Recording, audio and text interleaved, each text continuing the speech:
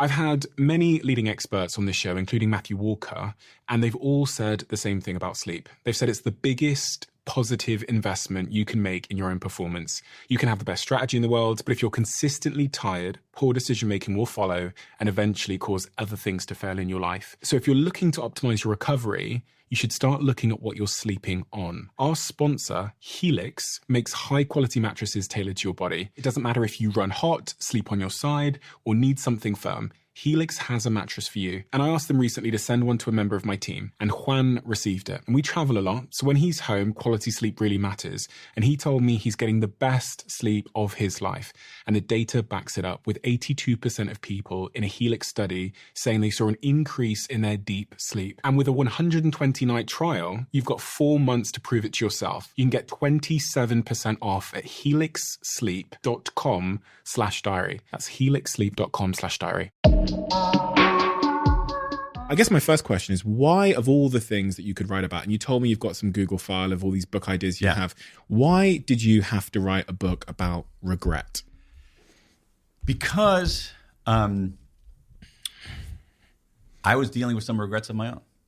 I'm at a point in my life where I suddenly looked up and I have mileage on me, which is kind of shocking.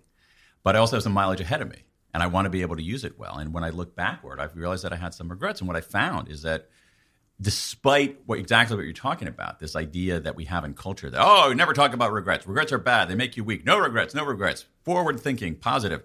That when I talk to people about my regrets, they leaned in. They were interested and they wanted to share theirs. And so I'm so glad you pointed that out, because I didn't go with a more elliptical side door title. I wanted to put that word regret in big blue letters on the cover to challenge people and try to reclaim this word, because regret is our most transformative emotion if we treat it right. In the book, you talk about various types of regret. Yeah. What were the types of regret that inspired you to write this book? You said you had your regrets there. Yeah, well, I mean, I had, so, it was really reckoning with these regrets. So I'll give you one regret that I had. Which is, I mean, I had plenty of them, which was regrets about kindness. When I was younger, when I was in primary school and secondary school and in university and even beyond, a lot of the regrets that I collected a huge number of regrets. I had a lot of regrets about bullying, people regretting bullying other people. I was never a bully. But there were many, many times when I was younger where I saw people being excluded, not being treated right, being left out. And I knew. I saw it, and I knew it was wrong, and I didn't do anything. And that bugs me to this day. It bugs me to this day. Really? Now, hell yeah. Really? Yeah. I mean, it still bothers me. Even talking to you about it right now, kind of my cortisol level has spiked a little bit. And here's the thing about regret. So I could take that and say, no regrets, never look backward, always look forward, okay? That's a really bad idea. Or I could say, oh my God, I am the worst person in the world. I am just horrible. And that's debilitating. That's an even worse idea. What I want to do is actually listen to those regrets, because regret does two things for us. It clarifies and it instructs. So the fact that those regrets stuck with me for 10 years, 20 years, 30 years, that's telling me something. It's telling me what I value. It's telling me I actually value kindness. That it's something that's important to me. And as I think about that, I think, well, who are the people I admire? A lot of the people I admire are kind people who treat others well. So it's clarifying, and it's also instructing me what to do next. Now, this is mundane, but here's the thing. If I'm ever at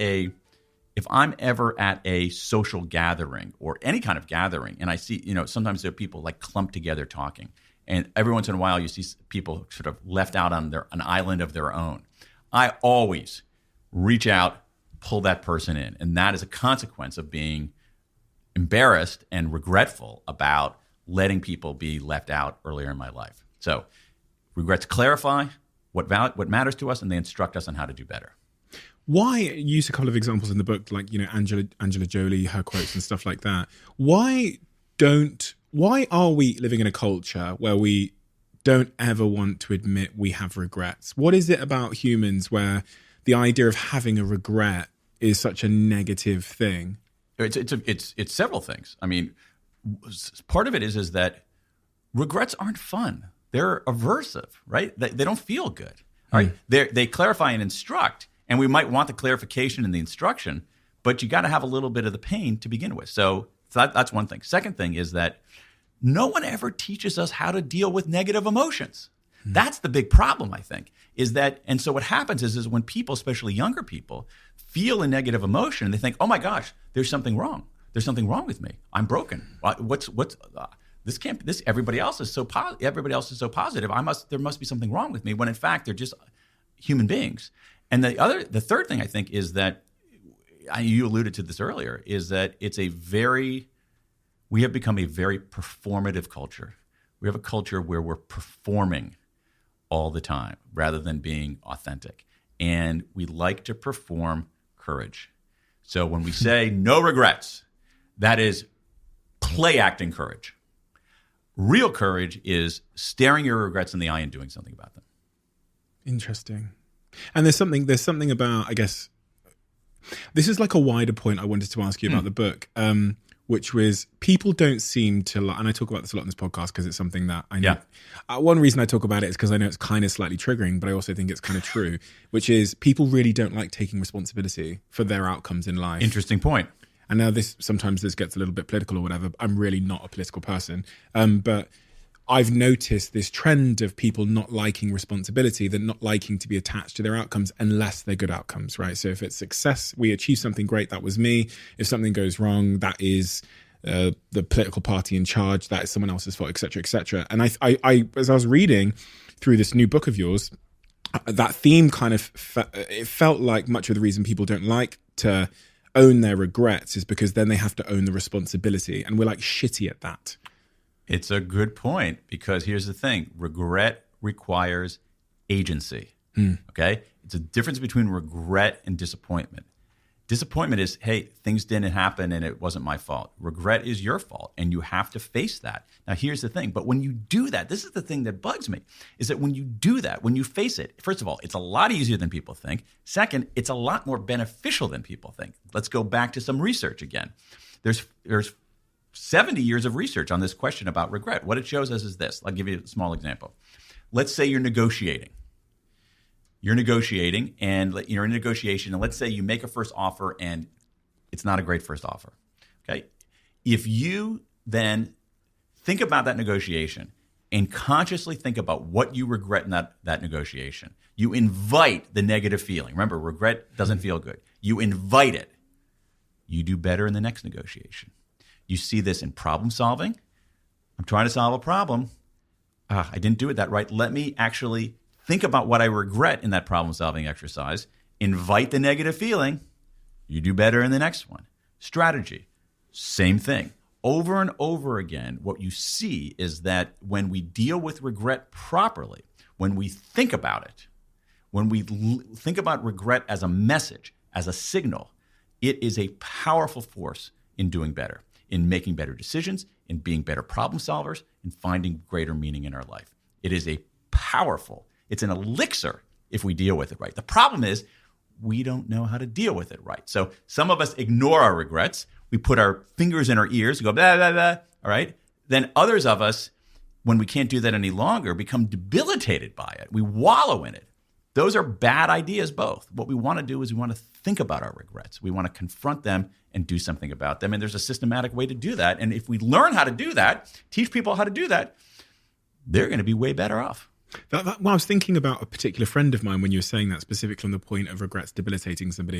And I was thinking about this one friend I have, and I know the prospect of them really ever taking responsibility or admitting their regrets. I feel like they're a little bit too fragile in the self-esteem, whatever it might be, to invite negativity. Mm-hmm. You call it like inviting the negative feelings. So what they do is like a self-defense mechanism is constantly obfuscate their sort of responsibilities in any situation. And the prospect of like thinking about things they regret, I know they would put their fingers in their ear and run off. So tell me, what is the systematic sort of process for me having a conversation with that person to get them to not be crippled by the prospect of inviting negative feelings? Because I think they would fall into the trap of wallowing in their own deficiencies. Yeah. as opposed to being motivated by it? Yep. Because they haven't been taught how to do it well. Right. Okay. So let's think about 3 broad steps. Think of it as inward, outward, forward. Inward, outward, forward. So inward. And this goes to exactly what you're talking about. How do we think about ourselves and our regret? So a lot of people, like the people you're talking about, just want to boost their self-esteem. All right. The evidence, again, on self-esteem, it's pretty good. Self-esteem is totally overrated, especially when it's unhinged from any real accomplishment. Now, self-criticism. I love self-criticism. There's just not a lot of evidence that it's very effective. Right? The middle way is something known as self-compassion. Self-compassion. It's a term pioneered by Kristen Neff, who's a psychologist at the University of Texas in the U.S. It sounds a little gooey, self-compassion, but here's what it says. Treat yourself with kindness rather than contempt. The reason your friends want to boost their self-esteem is that if they actually heard their self-talk, it would be lacerating and vicious. The way we talk to ourselves is so brutal and so cruel. We would never talk to anybody that way, right? And so here's the thing. It's like that old joke where a guy goes to a doctor's office and he says, "Doctor, it hurts when I do this." And the doctor says, "Don't do that." All right? Don't do that. Treat yourself with kindness rather than contempt. Treat yourself with the same kindness you treat somebody else. Recognize that your mistakes and missteps are part of the human condition. All right? Think about my regrets about kindness. I've collected regrets from thousands of people around the world. Believe me, I'm not that special. There are plenty of people with regrets about kindness. And also recognize that any single mistake or misstep is a moment in your life. It doesn't fully define your life. So that's the reframing inward. Now, what else you can do, and here's the thing. We're totally wrong on this. Talk about it. Disclose it. Disclosing isn't unburdening. I'll give you, as you know from reading the book, I put up a website called the World Regret Survey. With 2 tweets, I got 15,000 regrets from people in 100 countries. It's crazy. Why? Because they want to talk about it. Disclosing isn't unburdening. The other thing, again, let's go back to negative emotions and how we deal with them. Emotions are blobby. They're amorphous. They're abstract. That's why positive emotions feel so good and negative emotions feel so bad.